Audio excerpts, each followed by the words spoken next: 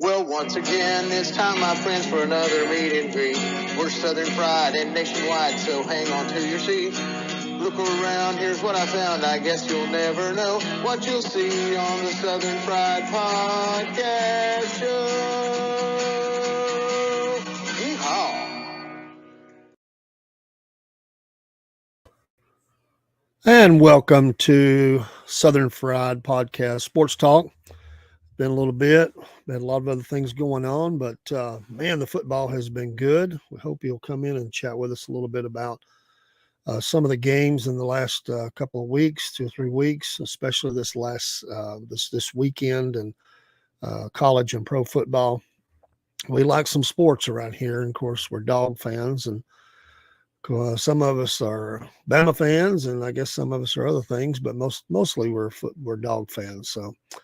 And great games over the weekend. Great game last night. I really enjoyed the football game between the Dallas Cowboys and the Pittsburgh Steelers. A lot of things there. And of course, upset Saturday.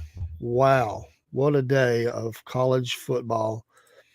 And then the groundbreaking news today is that the judge has approved for it to move forward for the colleges to pay the players.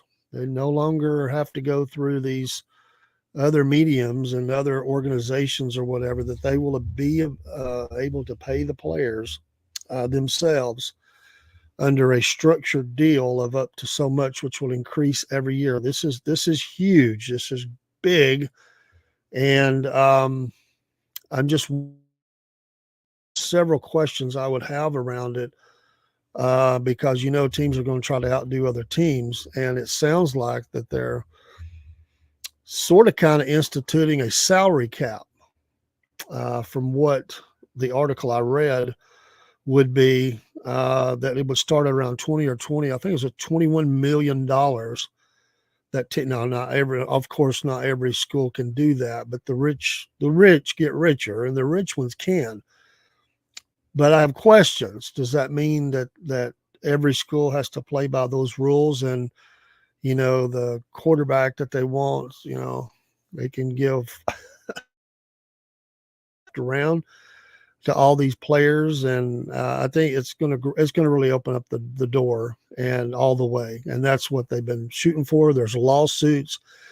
This agreement would settle 3 or 4 other lawsuits that are out there that have been filed. And it's just a pretty massive deal, and I just would wonder what that's going to mean. The question I have is, if the school is able to give $21 million and spread that around, I'm wondering what that means. It can would there still be opportunities for the player through other means? And I'm assuming it would be. This would be on top of that. So it's called a landmark college settlement. This on ESPN. This is by Dan Murphy, the ESPN staff writer. And this is another step. But Judge Claudia Wilkin granted preliminary approval to the terms, as they call it, an industry-changing antitrust settlement Monday morning, accepting a series of changes made by attorneys representing all Division I athletes, the NCAA, and its Power 5 conferences. So there are still some things they want to work out, but they believe they will likely be able to get it approved to a settlement that is fair, reasonable, and adequate, as it goes on to say. The order, according to the ESPN article, also establishes a schedule for the remaining steps to finalize the deal. Any athletes impacted by the settlement, because there's some that is involved with the lawsuits, a trio of antitrust lawsuits. Among those are House versus NCAA, Hubbard versus NCAA, and Carter versus NCAA, that claim the association's rules are illegally restricting the earning potential of college athletes. The NCAA would agree to roughly $2.8 billion in damages to former and current college athletes.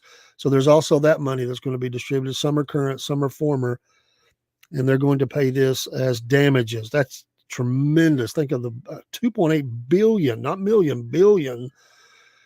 The deal also eliminates the restrictions on schools directly paying their players, which have long been a cornerstone of the NCAA's amateurism rules. If the settlement is finalized, um, starting next year, schools will be allowed to pay their players up to a certain limit. Now, this is where it gets kind of interesting if you think about it. The cap is so it sounds so funny that we're talking about college athletics having a salary cap, but the cap is expected to be at slightly more than 20 million per school and increase on an annual basis. Like the Texas, the Alabamas, the Georgias, the Michigans, all these schools, they will be able to cover that, and but they'll be able to pay their players on an annual, and that'll be increased on an annual basis. And Steve Berman, who's the co-lead counsel for the plaintiffs, said, quote, "We are thrilled that we're one step closer to a revolutionary change in college sports that will allow NCAA athletes to share in billions of revenue," end quote. That's amazing. It's just, these things have changed quite a bit over the years. I mean, for it was nothing, and then there was some, and the door was opened up, and it was opened up some more. And this really just blows. There's no door. I mean, really, honestly, it just settles all across the board, and everybody will be on the same page. Division I anyway. So it goes on to say that the fellow plaintiff attorney Jeffrey Kessler in Berman will begin sharing more information about the details of the settlement with athletes at all Division I schools later this month. By December, all athletes who have competed in a Division I sport since 2016 will be able to receive an estimate of how much they could receive from the damages pool. So there's all those players that have played since 2016, and what are they going to be eligible for out of this $2.8 billion? NCAA President Charlie Baker previously has said the settlement is a key step toward reshaping the economic model of college sports into one in which athletes can be paid without being considered employees. This has always been the sticking point, to hold on to that amateurism. So again, this will all finalize. They say it's going to bring stability.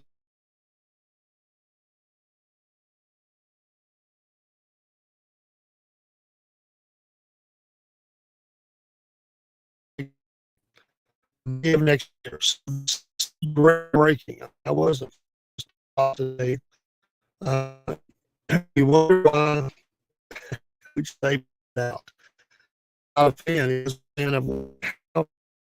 I just cannot see being a fan of this.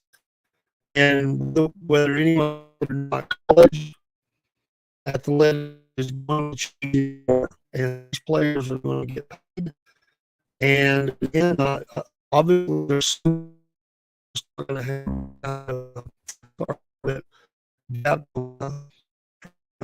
Wi-Fi. So hopefully, I ain't going to be able to afford this. I don't know where all they're going to come up with money, so that's or whatever to get it. And they make a lot of money, surely, all money and different things, but not people can do that. Some schools, even Division I, all the big ones, the Power 5, and this, and so the players get paid. Break that down. Think about it. And of course, a lot more. What this year's check on the NFL salary cap. It was players. So how do you $20 million to your players that get that quarterback, wide receiver, people like that are going to get their money. But I just wonder what people think about that. I mean, we knew it was coming. I mean, they've been working towards this for a while. Once they really opened that door, you knew the lawsuits were going to be eventually victorious. They had to pave the way for that. But that's significant. The $2.8 billion that these athletes that played since 2016, many will be eligible for, I guess all. And to what level are they eligible? I'm assuming that's games played, or I have no clue how they break that down. They'll give more detail. And then up to a little over $20 million, which will raise annually for the schools that they can pay their players out of their cap. It's just incredible.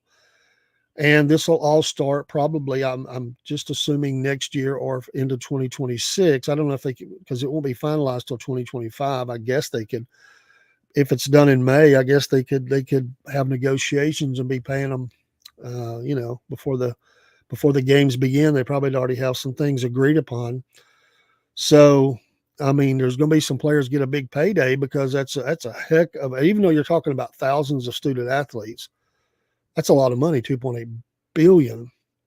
So there's some people going to get a payday, and then let's think of let's think of an Arch Manning. That's a good example to use. I mean, he's going to be the starter there. He's going to be the. I mean, he's already getting money, but now it shifts into the college will be paying him now. And how much is Texas going to give Arch Manning to be their quarterback for 2025 or 2026 or both, depending on how this shakes out?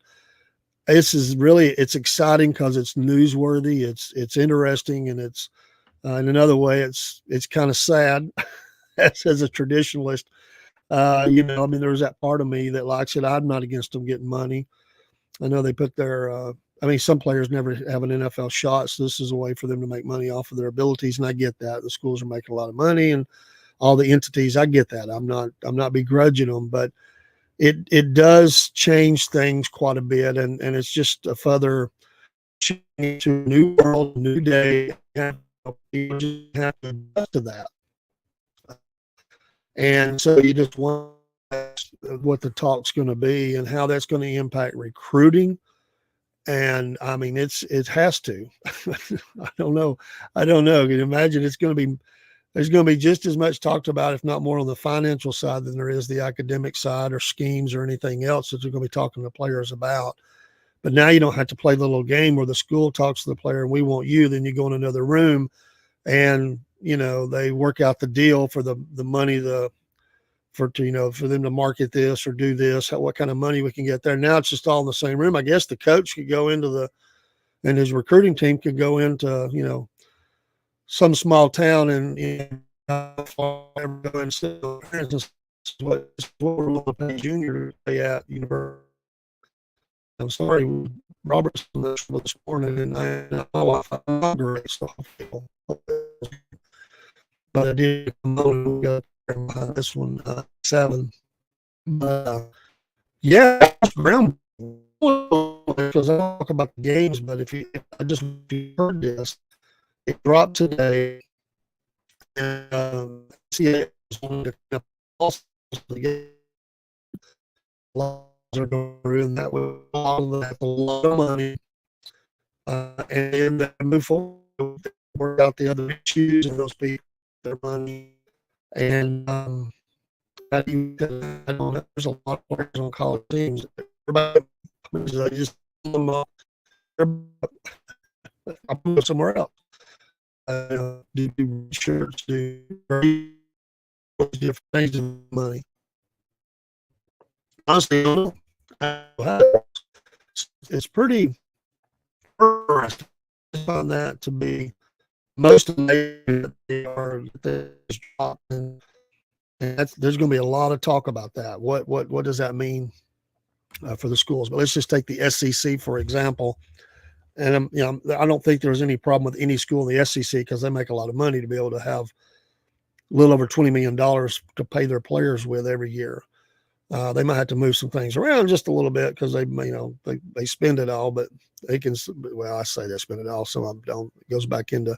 I mean, it does go into fund other sports. I mean, football is the moneymaker, and a lot of your teams don't bring in any money or very little. Basketball's another for most schools, not all. And there's other sports, but many of the sports don't make any money. I mean, they lose or break even, and so they have to pay for those things too. So these huge football programs, I mean, bringing in all this massive amount of money, they're gonna carve out a salary cap to pay the players to play for the university of whoever. Wow, this is just amazing. What's next? I mean, do we really go there? And will we start seeing ads on the player uniforms and stuff as a next thing to help offset some of the cost here? And it happens in the pro sports now. This is, the University of Georgia, they're going to start having Kellogg cereal or something listed on the uniform patch or something. I don't know. But I did this case when it's settled, we'll blow over to all those things and where it goes, nobody knows. Yeah. And it sounds like they've hammered out whatever and close the move forward. The judge says and the judge the case feel that he gets the agreements and so I don't know. I don't know. That's just we'll talk a lot more about the games, but it's a big part of college athletics for a long time. I mean, here we are. Think about, I've been around for a few years. Think about in the early 2000s, and people were talking about playoffs. We have they're talking about playoff, which we now have. They were talking about possible pay for the players, which we have, and how that looked the issue and how that will change and now move on. So all those things we talked about, some of the people listen to sports radio stuff, they're not anymore. They started talking about us. They were this is where it was the day. This is what it so just amazing thing to see. Let's talk about games. Talk college first. Every another program, every one of them. Just bear with me. So sorry, I don't normally have that. But just a little bit of on this afternoon. But let's talk about some of those things from the weekend, and I really specifically want to look at some of those games and the scores from the college football, and in looking at the top 25. And of course, Georgia got the business done. It was a very hard fought game for most of the game, but Georgia did pull out the victory, 31-13. Auburn seemed to get tired on defense.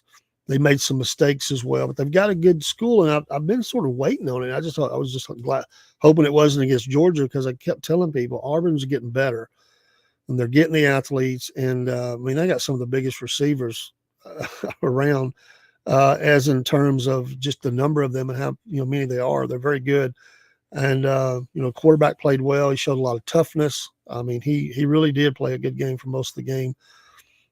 They didn't. But they didn't, they weren't able to sustain it. Miami keeps clocking along, 39. It was a close one, 39-38. Miami, of course, with the losses the other ones had, Miami moves up, slightly. They're sixth. Well, I guess they moved up, but certainly Georgia did with what happened. And everybody, and again, I want to come back to the two. I guess the ground has really shook the Saturday. I want to come back to those, but I guess you could really say three. I certainly it's three, because even though it's just outside the top 10, USC losing to Minnesota. I mean, that was I wasn't expecting that really, and I don't know if I don't gamble. I don't know if people like the odds on that one or not. But USC going down was a shocker to me. And then Michigan has they had a lot to graduate. They've not played great, and so they go down again by 10 to Washington, 27-17. Boise State just killed Utah State. Clemson has been playing better ever since they played Georgia, and early on they didn't play good first couple of games, but and poor Florida State. I like the Seminoles, but they're struggling. That's not going good for them. Mississippi clocks on. They're going to move up, especially USC losing. They were sitting at 12 now, but they'll keep making the advance. South Carolina, Little Beamer. I'm sorry, that's my name for him, Little Beamer. I like him. I really do. He's kind of whiny though, but he's just trying to build something there. But he's just like he's and he really upset. Sad. Press conferences. I haven't watched press conferences to view. But South Carolina goes down pretty easily to Mississippi, 27-3. Indiana kills Northwestern, and Ohio State keeps rolling. I mean, again, Texas, Ohio State. I mean, these are two of the schools that look very, very, very solid. I don't know. Some would say, they have Oregon, and maybe they are elite. I don't know that yet. But because you never know, like Missouri turns around and just flubs it. I mean, they've been playing strong all year, and then they just get waxed by Texas A&M, who needed a win. And so Missouri, dropping. They had opportunities to move up. Penn State continues to roll. It's another school. Just see what they're made of, see what their moxie is, because Penn State's in that among those schools that are, undefeated and playing well. And then Oregon again rolls against Michigan State. So, I left out a couple of schools there because even though that USC one was pretty big, I think Minnesota. I mean, come on. I mean, there's two that really are shockers for the day, and especially the one. And coming out of last week, you kind of felt like things were getting kind of just going rock on a little while the same way. Things were becoming a little clearer. Even though it was a hard-fought, bitter game with Georgia, and Georgia came back briefly for all of a few seconds and had the lead after playing horribly in the first half. Alabama beats them, and then they go to Nashville, and they just lay an egg. I mean, that's got to be one of the worst losses in the history of the school. And, I get it. If I was a Bama fan, I would not be happy about that. Wasn't a blowout or anything like that. And if you look at, Milroe's numbers, I mean, he had really good numbers. He went over 300 yards. He did have an interception, did have a couple of sacks. He didn't have a lot of rushing, though, and that, some might point to that. But he did throw for over 300, 18 out of 24. Not bad. But you got to give this kid, Pravia, 16 out of 20, 252, 2 touchdowns, no interceptions, no sacks. That's key. They worked real hard. They grounded out. They had, some fairly decent running, played some really good defense, spread the ball around, just found different people to get the ball to. And, Alabama just, again, I kept thinking the whole game, Vanderbilt is going to, they're putting on a fine showing, but Alabama's going to come back. First half, you don't really think too much about it. And then Alabama did start making a move, and you get in the second half and you're thinking, okay, now they're rolling. I'm sure their fans are saying like, yeah, here we go. We're going to take care of them. And even late, I mean, you thought Alabama was going to do it, or at least I did. And I was getting texts from Rob on the show here. He was texting me like I think he had been away or took a nap or something. He has been feeling good with allergies. And he's like texting me like, is actually, I think they had been gone, but he was texting me like, am my eyes deceiving me? Is this score legit? Like, yeah. And, he just kept saying, they could do this. And that's what a lot of people are saying. They could do this. And it was like, it's probably not going to happen. Then it was like, they really could do this. And just all the way to the end. And that last little drive there, I mean, to keep the clock running and everything, and some gutsy calls. I got to give the coach a lot of credit. I think when you're in a situation like that, you just go for it.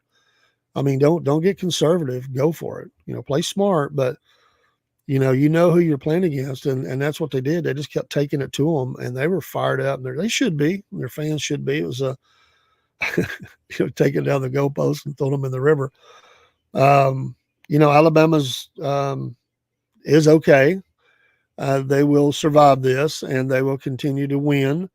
It's like Georgia, sitting with that one loss against Alabama. And that's the beauty of the expanded playoff, 12 teams. And, there's obviously going to be more than a couple of SEC teams in there.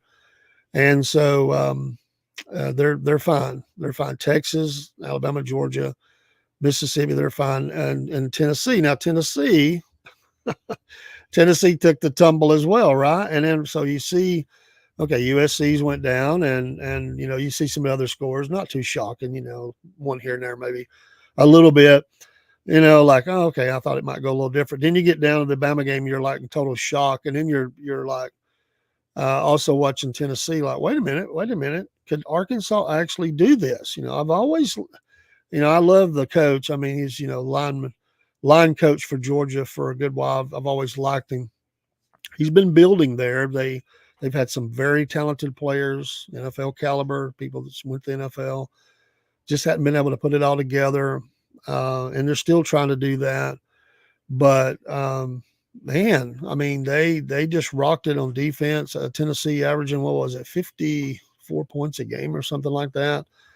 And then of course it was in Arkansas, and they not only had to endure losing the game, and what a way to kind of lose that game. So you get down there, and it was a hard fought defensive SEC battle, 1914. But you get down there, and they got a chance. They have time, but they're trying to get down there, and it gets to be where they got a play left, and to not even get the pass off into the end zone, that had to be a bitter taste. I mean, you at least want to have a shot.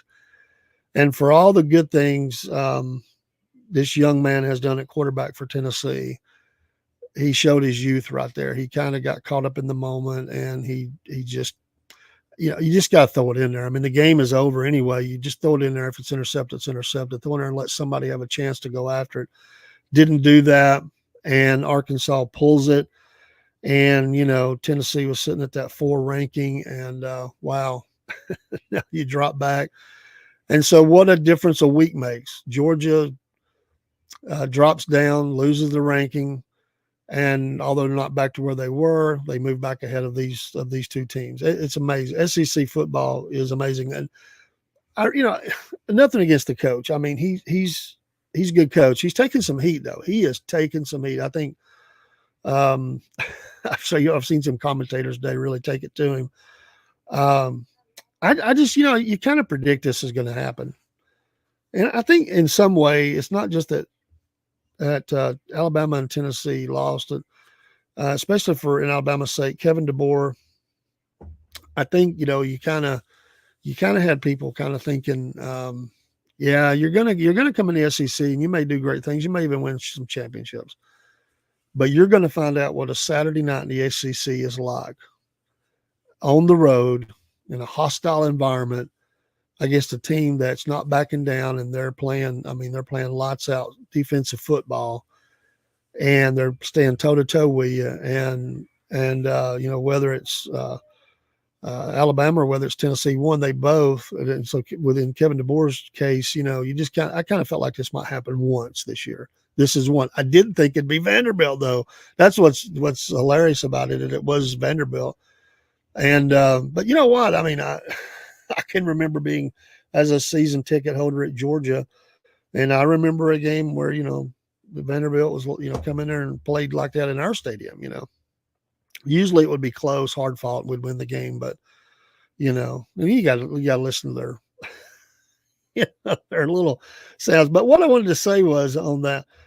The funniest thing was at the end of the Tennessee Arkansas game was Arkansas then choosing to play Rocky Top. Don't you just love college football? I mean, it's great. I mean, now they think, okay, you make us listen to this song and we hate it the whole game. I mean, you just keep on. It's like, okay, we won the game. Now we're going to play it. That's good, clean fun right there. I think that's cool. That you had somebody who, I don't know who made those or makes those decisions or whatever, but I think that's funny. And Tennessee's going. They got a good team. Nobody's taking anything away from it. It's SEC football. The Bama one stings harder, and I get it. They don't like losing to anybody. Nobody does, but Vanderbilt. And as I've been a proponent in the past of Vanderbilt leaving the SEC. So, Rob said to me, "Well, I guess they got to stay now." But I will say, a few years ago, they got with Vanderbilt, and they're like NCAA or SEC officials are like, "Hey, you got to do something here. You're making a lot of money off this league.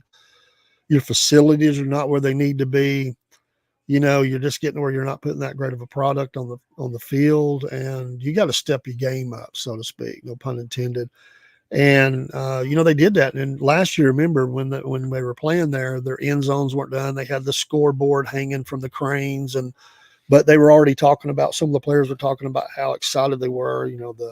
The new facilities, practice, dormitories, the stadium itself, everything. They really poured a lot of money and really got a construction program going. But not only did they do that, they was working on a construction program on the team, and now that's come to fruition. I'm not saying that Vanderbilt will be a powerhouse in the SEC, but they, just maybe they climb off the basement, and start. There was that time a few years ago. I mean, it's been when James Franklin was there, they were very competitive week in and week out. Of course, he leveled that into a job at Penn State. But they took it to people. I mean, and they always had good defenses, offenses where they seemed to struggle. But I'm gonna tell you what, I like this kid. He's got a lot of moxie. He has that Baker Mayfield kind of look. Tough.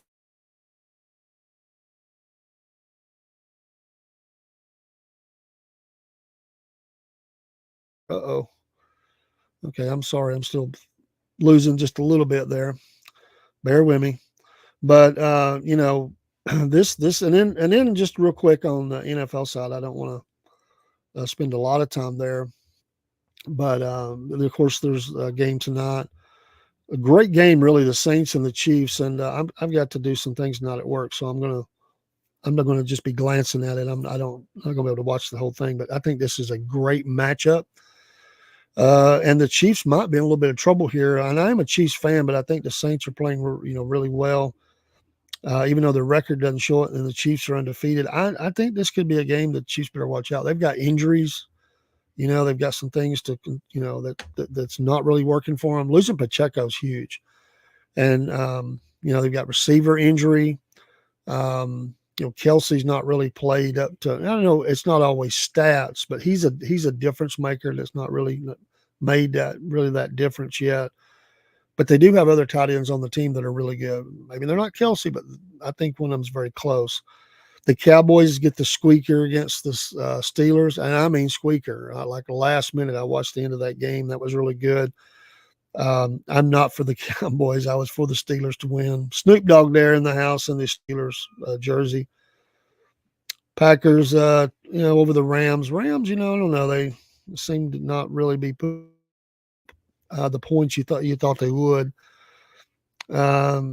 Seahawks go down to the Giants. You got to give the Giants props, playing well. I think one of the games of the day that really got me was the Broncos all over the Raiders. That game, I didn't expect that. Not like that. Cardinals, and the 49ers have got issues too, but the Cardinals are a team coming on. I like what they're putting together there. Ravens over the Bengals, great game. Got to watch a portion of that game. I think the player that I'm really most, and we knew he was very talented coming in. You got to give Jalen Daniels with the Commanders a lot of credit. And by the way, on that same in that same vein, the Browns they're just stinking it up. And the main culprit is Deshaun Watson. I heard a lot of talk about whether on some of the post halftime shows and post game, this guy needs to be benched. I mean, he's costing the team. He's just not getting it done. And even though you paid him a lot of money, you owe it to the team to try to win games, and he's just not getting it done. He looked bad, turning the ball over. He's just not the same player. I don't know if he will be again or not. And they have a lot of talented players on there. Maybe that's just where quarterbacks go to not do good. I mean, Baker didn't. There were different quarterbacks that are now doing good that didn't do good there. I don't know I'm not a Browns fan, but I do keep up. The Texans, what a big matchup against the Bills. I like the Texans. I like the Bills. Of course, I'm a Falcons fan, but I like the Texans, and they do get the win. The poor, pitiful Panthers continue their losing ways. The Bears, got to give credit. They're playing better than I thought they would. No disrespect, Bears fans. They're just playing better than I thought they would. Two teams that I don't know where they're going. That's the Dolphins and the Patriots. Tua, this is a 15-10. They're, Dolphins were supposed to be so much better, although they've hung in there. The Patriots, somewhat rebuilding. Another shootout, the Jaguars over the Colts, 37-34.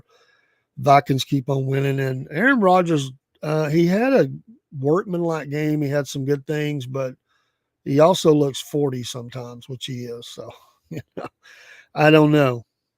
But, they didn't have any better options than they already paying him. So I don't think it's going to be the championship run that a lot of people thought. They're going to probably have to make some trades. They got to get some things around him a little bit. And they've got some players they got to pay, and they're probably not going to. So there's probably a player or two there that's able to be traded for help in other places because they're not going to pay him anyway. So I don't know, but that just seems like they're headed in the wrong direction. The Vikings have played better than I thought they would. I knew they were talented, but wow. So great game tonight. I look forward to that. I'll be glancing at it, even though I'll be working for a while. Special duties tonight, so can't always play, right? So let's go into week 6, week 7 actually for the college, and we got the Bulldog matchup, Mississippi State and Georgia, and that's a big game. That's we got to show them who's the real Bulldog in the nation or in the SEC.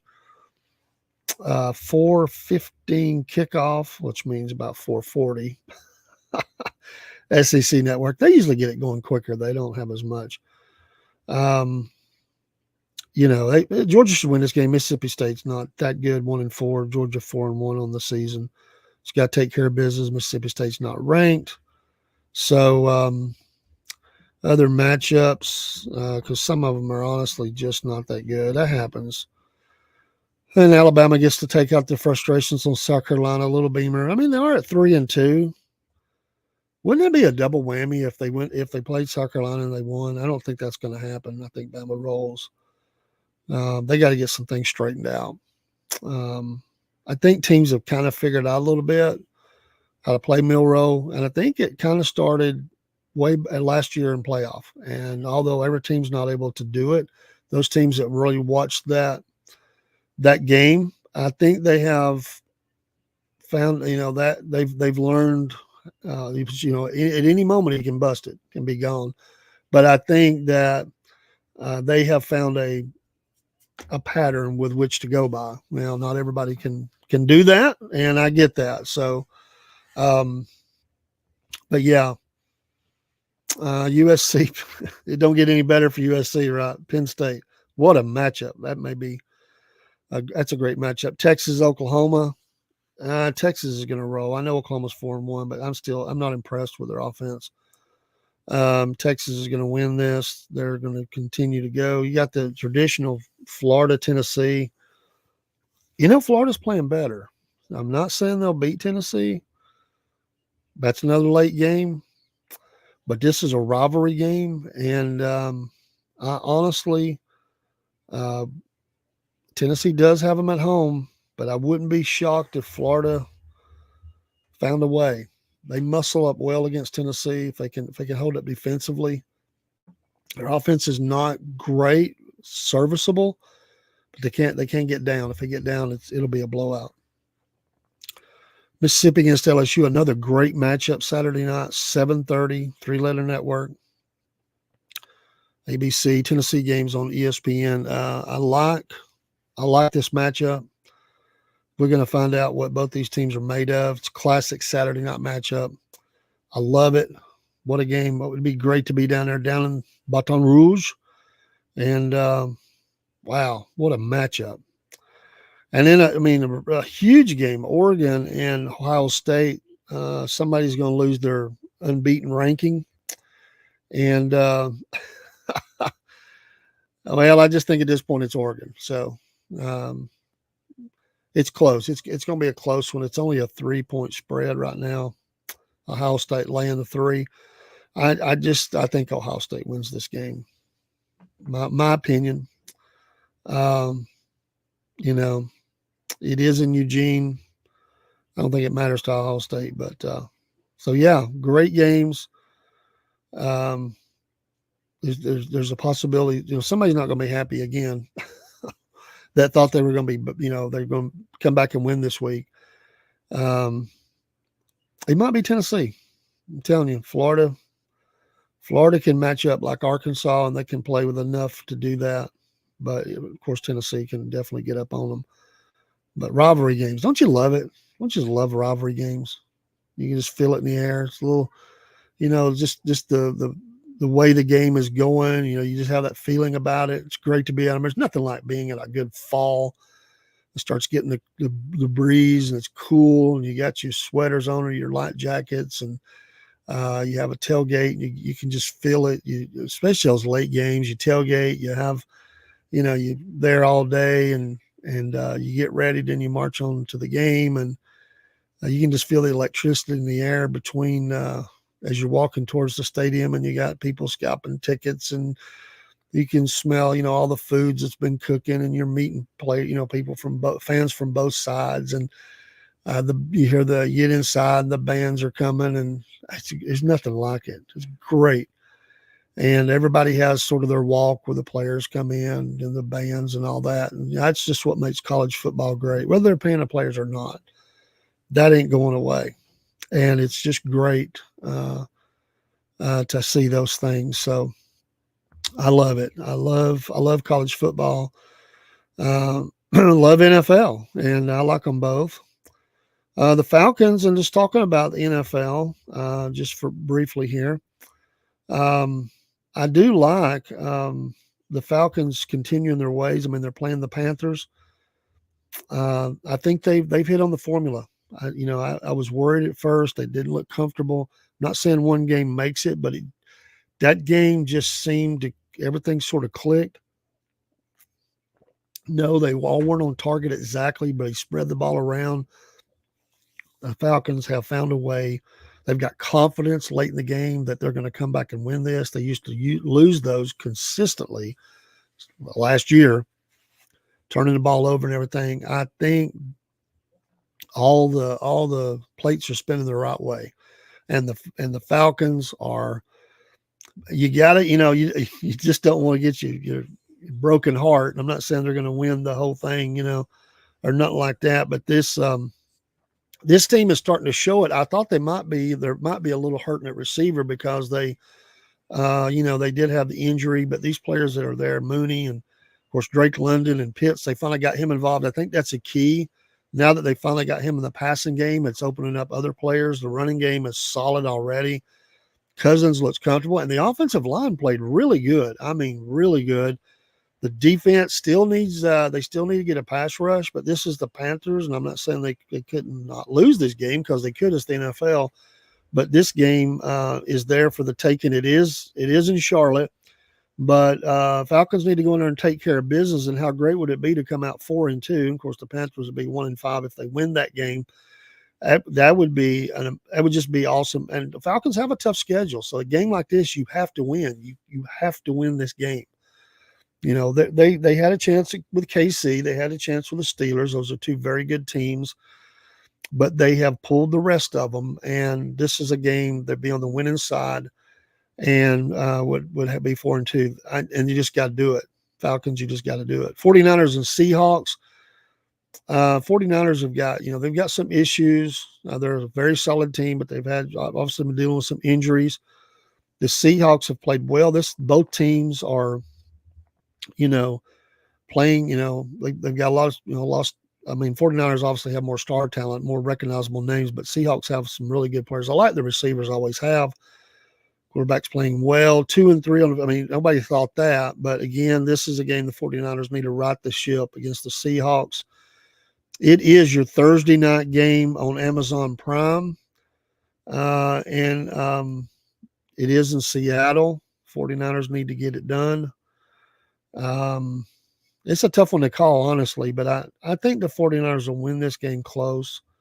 Another good game because the Jaguars have not played well. They finally got the win. They're going against the Bears. Can the Jaguars keep it going? The Bears look confident and moving well.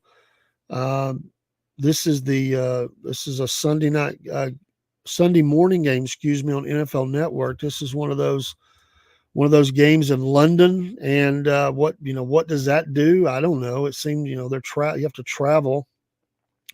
So Sunday morning at 9:30, NFL Network, Bears, Jaguars.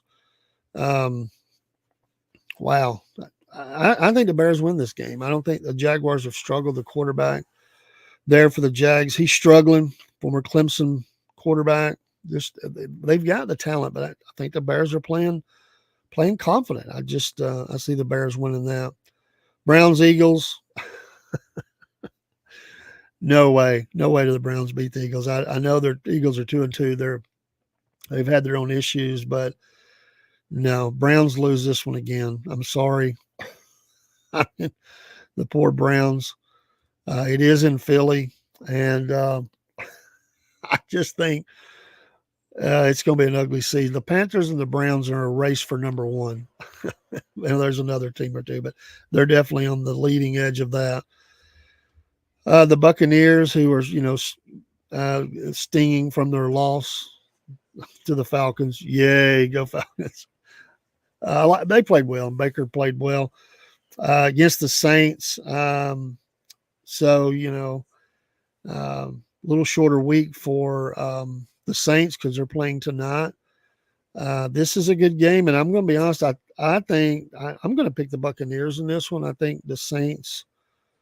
I just think this is a game the Buccaneers got to get back on the winning ways. No matter what happens tonight with the Saints, it's a big game. I'm going to pick the Buccaneers to win that. Cardinals Packers. Wow, 2-3 and 3-2, 3-2 for the Packers. That's a tough one to call.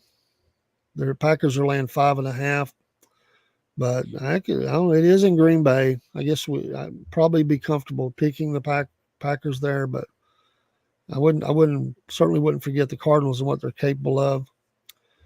Colts and Titans. Titans is just not going good.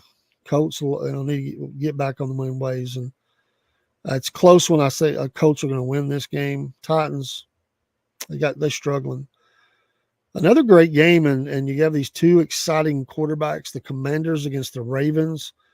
Washington, you've been playing well, but I just think the Ravens are going to continue winning. They had some pieces they were fitting in there, and they're just learning how to fit those pieces together. And the Ravens they're going to start really just manhandling teams, and the Commanders will play well, but I think they'll lose.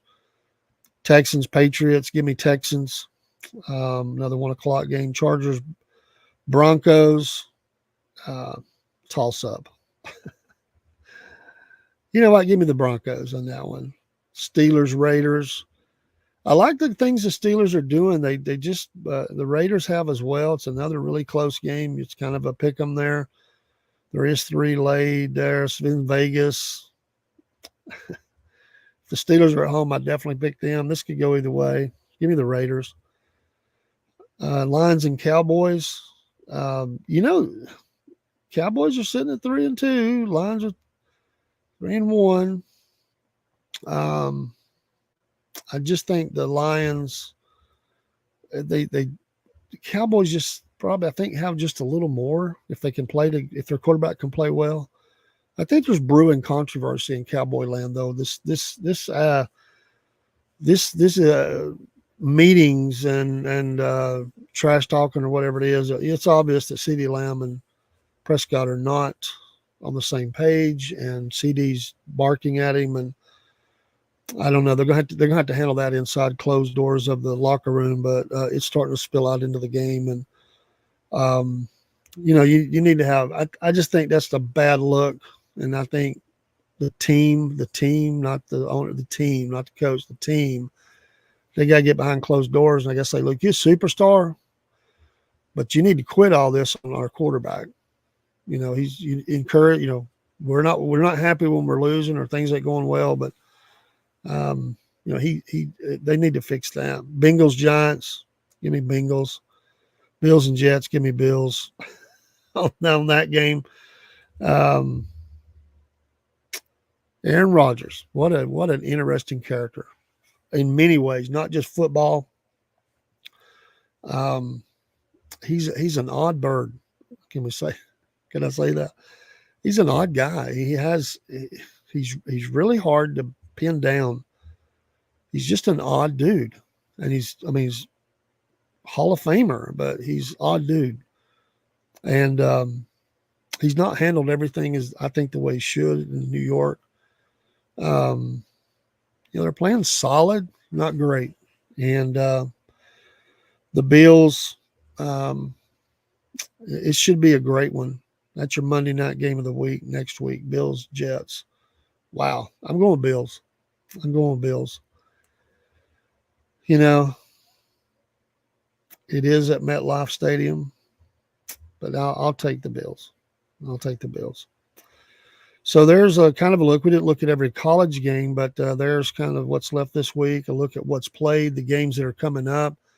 I love these matchups. We're right getting in the heart of football season for both college and NFL.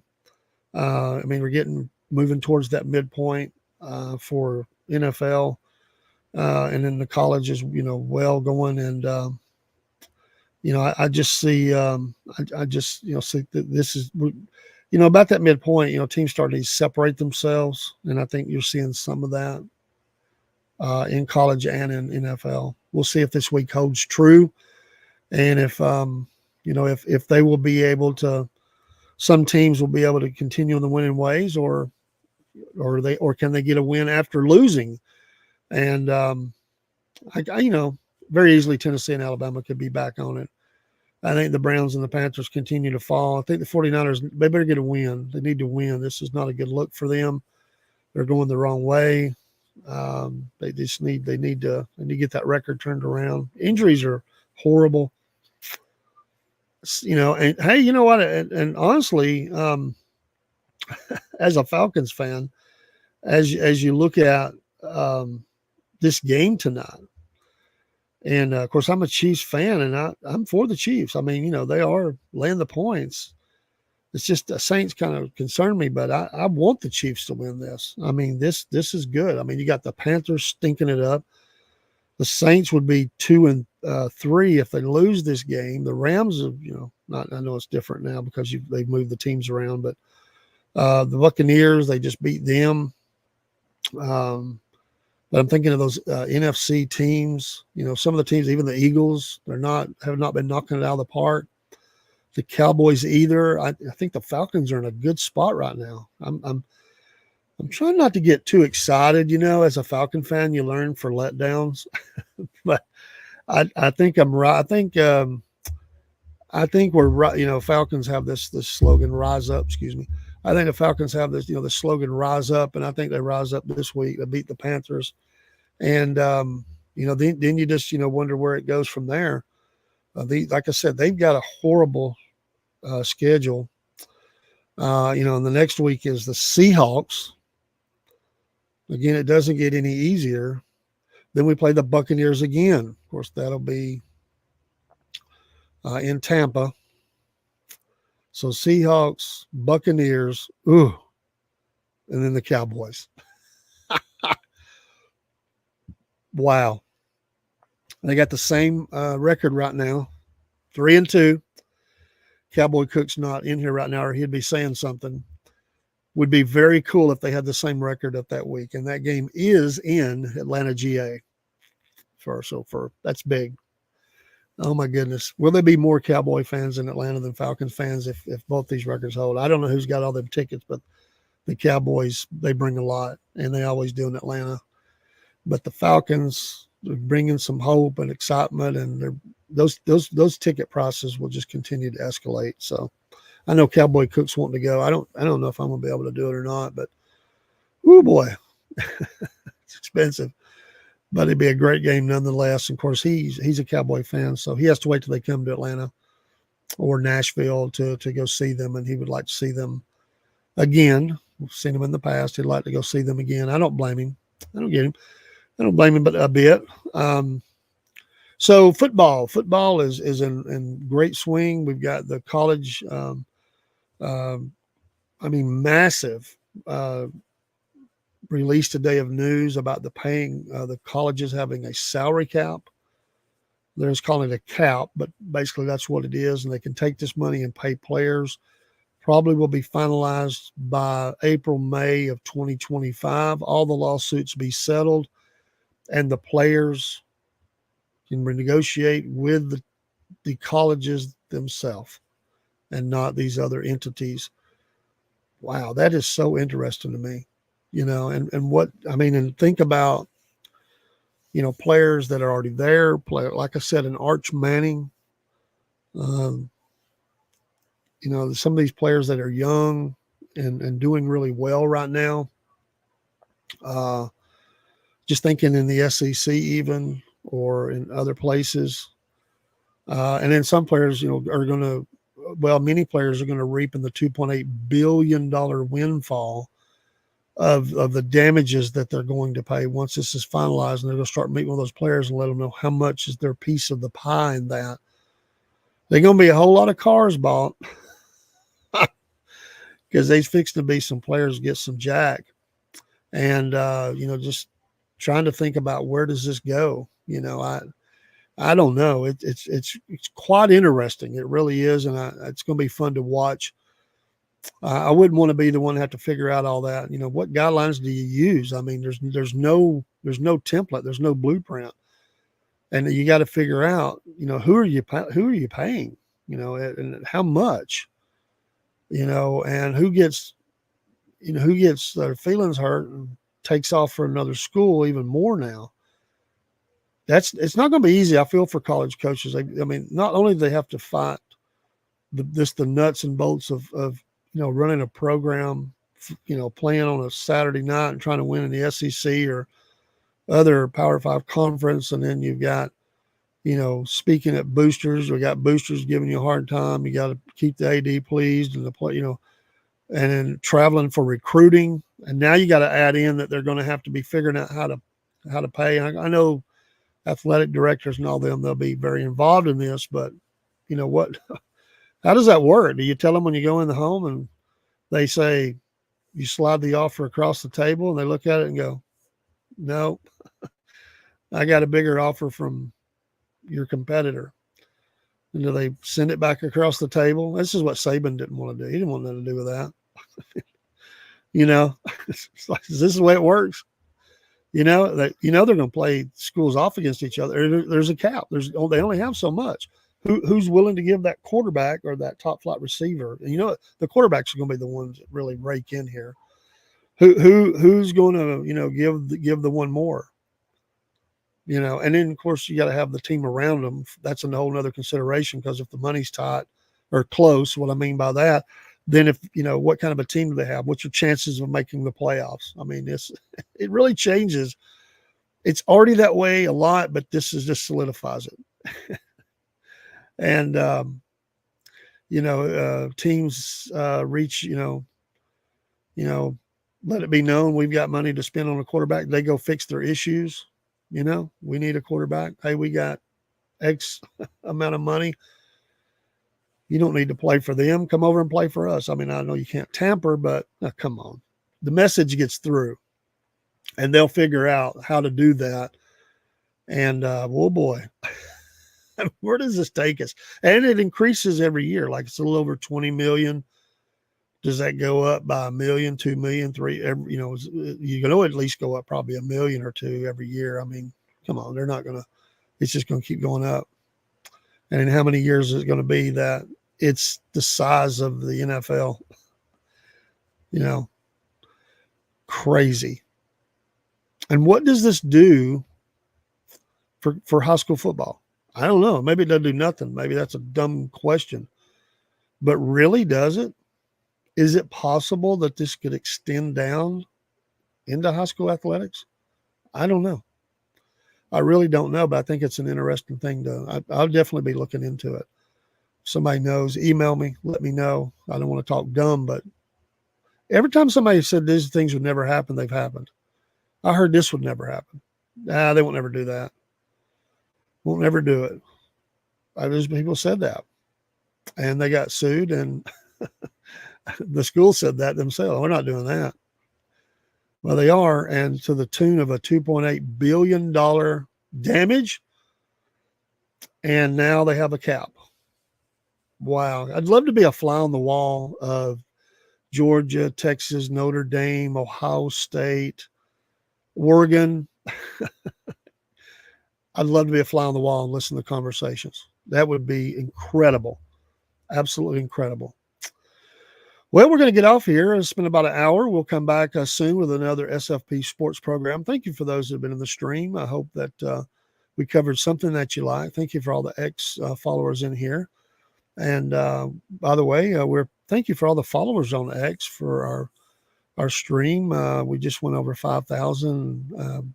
We've not been out since Memorial Day, and we got a lot of different types of programming. We're on most of the things: Facebook, X, YouTube, Rumble. The list goes on and on. We just added Podbean. We're getting that up. That we're loading there now. We've actually had it kind of there for a while. We just purchased that platform so that we could add more and bigger programs, and we got that Apple Podcast, Spotify, and the list goes on and on. So we're excited about it and adding things all the time. And thank you for the support. We do this as a hobby, and we do run some ads right now. Those ads are not for profit or anything, but that may change. We may do some affiliate stuff. In fact, that may change very quickly. And we're looking at a lot of different kinds of things. Do like and follow and share and all those things like anybody would say. And it helps us out. It surely does.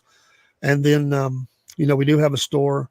And those are linked on our pages. And you can follow those links there and order something from us and just advertises for us. We get a little bit of money out of it, but we're not selling a bunch of stuff. That wasn't what we was in it for, but we did want to give people an opportunity to get things that they could, have with our logos and stuff on it. And I've got my coffee mug here somewhere, but it's not next to me. And I have a hat. I'm getting more stuff in, and we'll have more stuff here soon. So, but thanks for being we appreciate it. Pray for the people in around the nation who are have been impacted. Such damage. It's just heartbreaking. And now we have a Category 5 hurricane getting ready to strike through the heart of Florida again. My goodness, we need to pray for folks and pray that their needs will be met. Pray for those that'll be, not having funerals. Don't know when they can have funerals because they can't find people. It's heartbreaking. So heartbreaking. We like to promote our friend Chick Bate on YouTube. She does true crime, the genre of true crime. Chick, CHIC, and then second word BATE. Follow her. She's a good friend of the program. We like to mention her sometimes. Pray for Rob. He's been sick with allergies.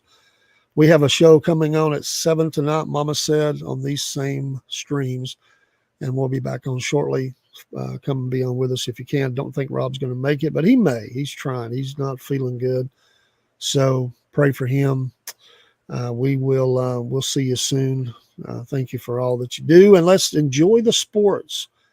Our heart goes out to all these things that are going on, but it's good to get our mind focused on some other things too. And we can't lose our laughter, and we can't lose our zeal for life. It doesn't mean we don't care, and we support and we do things and we pray for people, and many people in America are doing that. Elections, today's the deadline to register to vote in Georgia and Tennessee. Election less than 30 days, and that's important for our nation. So we don't talk a lot of politics on a sports show, but you should go vote. Freedom is precious in America.